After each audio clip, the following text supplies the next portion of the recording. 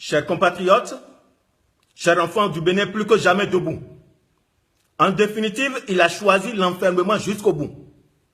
Plus entêté que ce Lionel Desissou, tu ne trouves que son mentor, le Thomas de Yayi.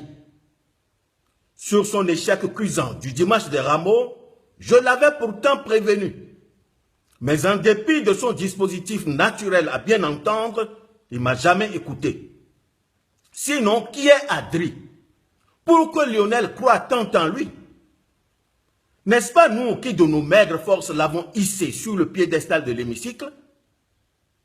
Qui est Liadi? Pour que Lionel compte sur lui pour faire le chaos? Ne sait-il pas que de tout temps, il a bénéficié de la sympathique aura de son père et de sa mère? Qui est commis pour que Lionel se prenne en photo avec dans la bagarre de l'Assemblée? Mais c'est nous qui l'avons culbuté. Qui est Désir Vodonou? Pour que Lionel en fasse un directeur départemental de campagne. N'est-ce pas ce même Désir que Yayi a jeté en prison? Et nous avons prié Dieu pour qu'il en sorte. Et une fois sorti, pour des raisons de pécule, il s'est retourné contre nous et s'est mis à pleurnicher. Après son tortionnaire Yayi? Non. Qui est Roundété? Qui est Roudébé? Qui est Roussé Guéné? Qui est Aboua? Qui est renvoyé Bla? Pour que Lionel glose sous leur contrôle. Mais c'est de la poubelle de nos bataillons que Yayi les a extirpés. Et tout ça, je lui ai dit. Il ne m'a pas entendu, il ne m'a pas cru, il ne m'a pas écouté. Voilà. Maintenant, on va faire comment?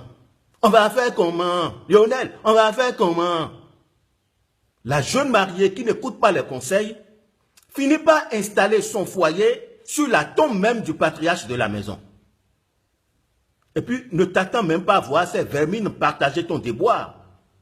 Ne voulant plus faire l'opposition, ils grouillent déjà sur le quai pour entrer dans notre train. Moi, je fais de mon mieux pour les maintenir dehors. Hein. Si le sort d'Adrien est d'être l'éternel opposant, ce n'est pas moi qui vais contrarier la volonté de l'ordre Dieu le Père Tout-Puissant. Si malgré tout, Léadi a choisi de se perdre, ce n'est pas à nous d'aller à sa recherche.